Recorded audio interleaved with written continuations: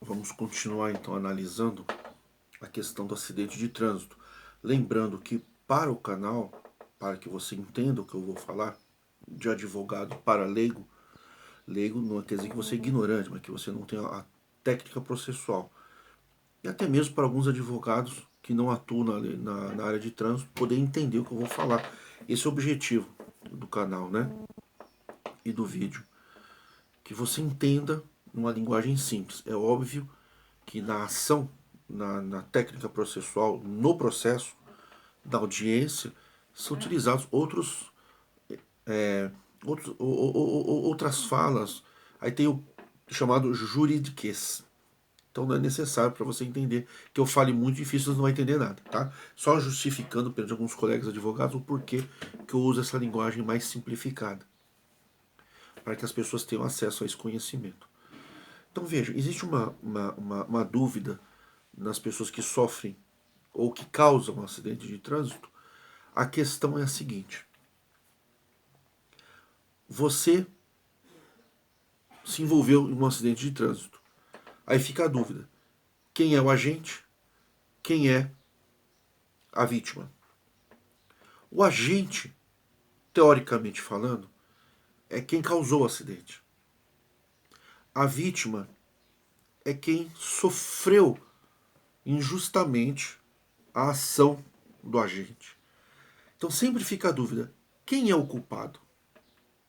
Então existem várias teorias. Então, aos pouquinhos, nós vamos fazendo vídeos por pedaço, em fragmentos de interpretação, de entendimento, para as pessoas tentar se localizar em que isso, qual é a realidade.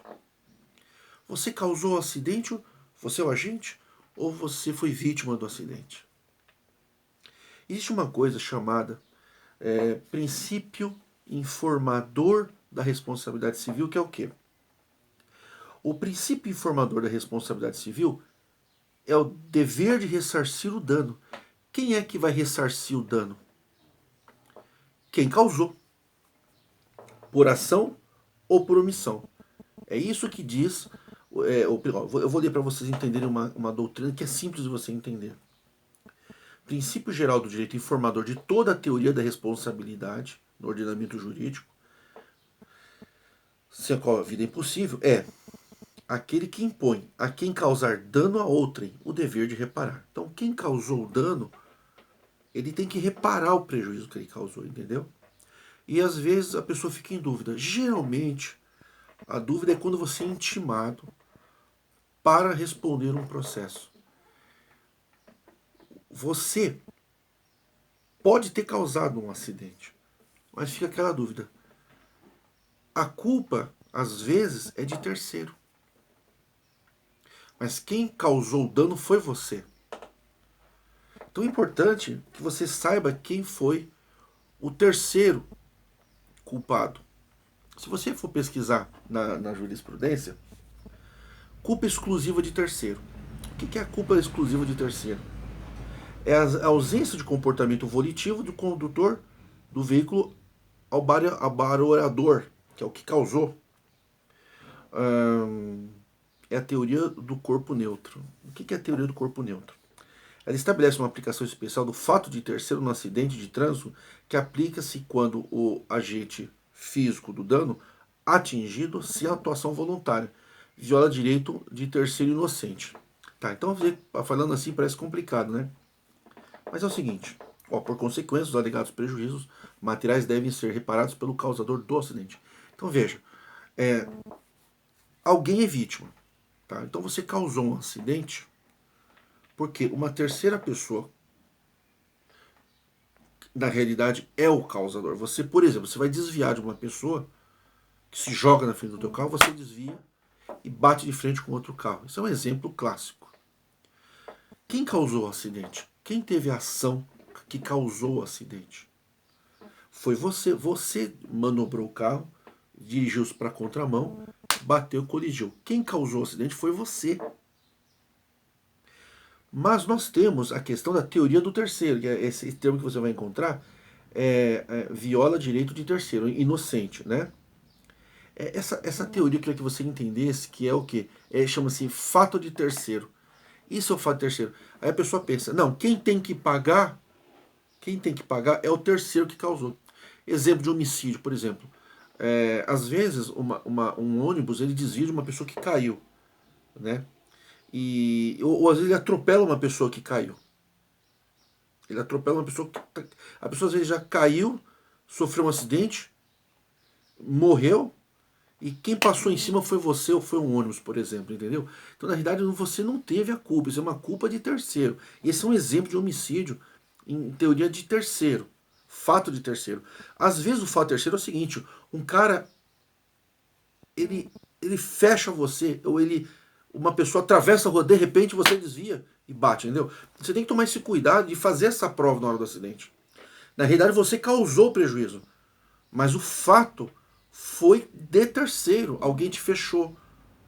Existem várias situações que você, por causa de uma terceira pessoa que te fechou, ou de repente, alguém te forçou a passagem, aí ele jogou o carro na tua frente, você caiu, você teve que jogar para acostamento e atropelou alguém e matou. Mas você foi fechado. Então, na realidade, você causou uma morte. Você jogou o carro no acostamento, atropelou, acidentou alguém, ou matou, mas alguém forçou a passagem e te fechou. Então, quando acontece essa situação, você tem que tirar foto, você tem que identificar, você tem que. O ideal mesmo da coisa está chegando numa situação tão ruim no Brasil, no trânsito, que nós vamos ter que começar a andar com câmera filmando 24 horas, que nem já se faz lá na Rússia. E o pessoal começa a filmar. Tem muita gente se jogando, inclusive, se jogando para conseguir indenização. Então, às vezes, o acidente ocorreu, você causou um dano, porque um terceiro provocou. Você tem que ter essa prova. O problema é que a ação vai vir contra você. A vítima foi vítima de você. E a ação vai vir contra você.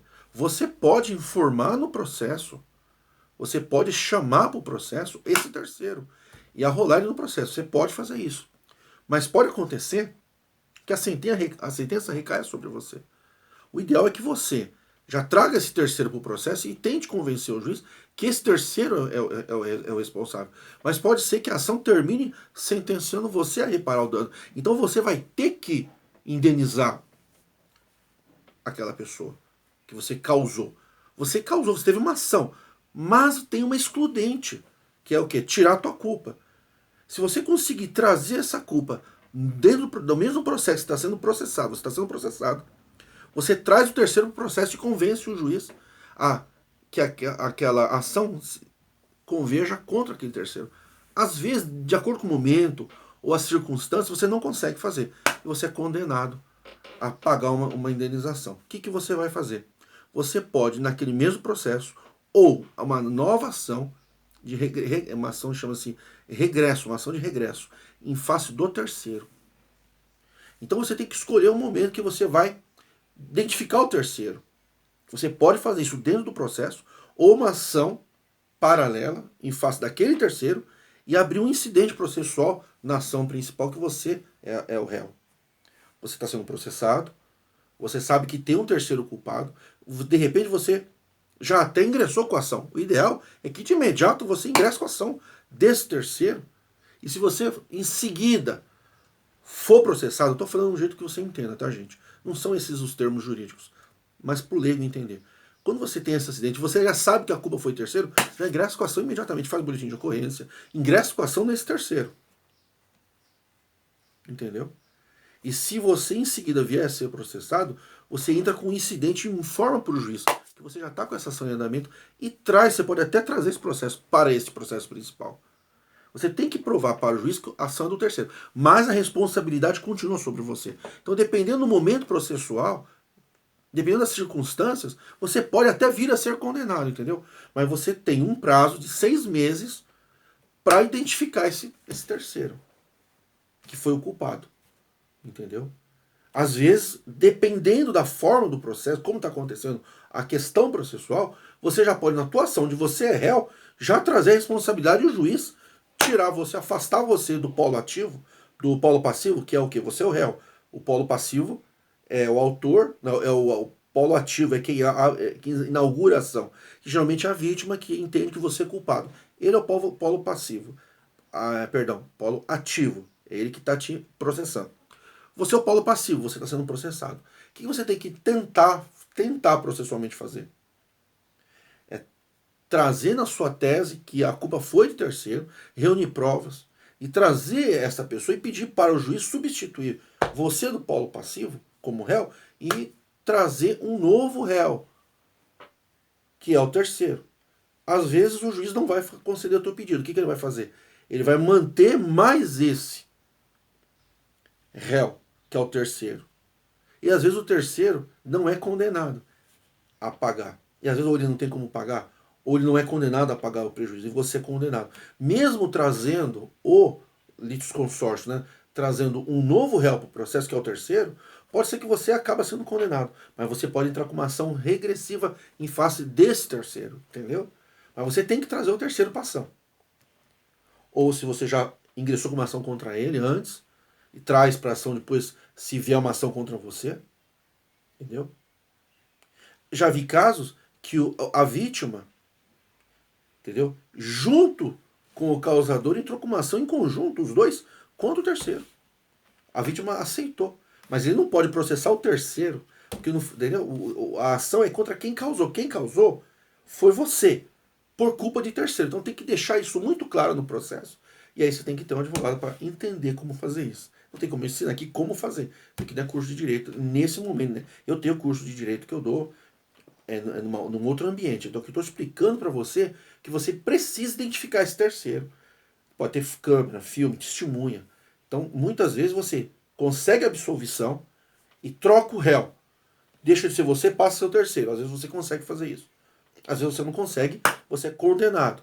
Aí você é condenado, você tem que pagar e tem que entrar com uma ação de regresso no terceiro. Em face do terceiro que causou aquilo. Tem que provar. Prova visual, de câmera, filma, você vai ter que buscar se tem câmera que gravou, testemunhas, até perícia você pode fazer. Você trazer, se você tem foto do acidente daquela terceira pessoa, ou alguém viu uma situação que aquela pessoa se colocou na frente, enfim, tem que fazer uma análise para que não recaia. Então veja bem, você pode ser absolvido plenamente mesmo, e a ação ela virar-se contra o terceiro. E às vezes teve culpa e às vezes teve dolo. Então, tudo isso você tem que entender, entendeu? Que na realidade, quando você agiu causando um dano, mas por culpa de terceiro, fato de terceiro, na realidade, essa tese é de absolvição. Entendeu? Mas dependendo da forma como você faz, ou o tempo que você faz, você acaba tendo que pagar o prejuízo e ter que cobrar, entendeu? Do terceiro. Ou, se você é mais cauteloso, mais prudente, na hora dos fatos, se reúne todas as provas e você consegue absolvição já trazendo esse terceiro para o processo e pedindo, provando para o juiz que a ação, na realidade, é em face do terceiro. Porque quem causou foi o terceiro. Então, na realidade, fato de terceiro é tese de absolvição. Mas depende muito do momento e a forma como você age no processo. Toma muito cuidado com isso. Deu para entender mais ou menos? Se tiver alguma dúvida, você manda um e-mail que a gente te orienta, tá bom? Pensar bem nessa questão da tese, da responsabilidade. Isso é matéria de direito civil de trânsito. O que é responsabilidade civil? É quem é responsável por quem é o culpado pelo prejuízo.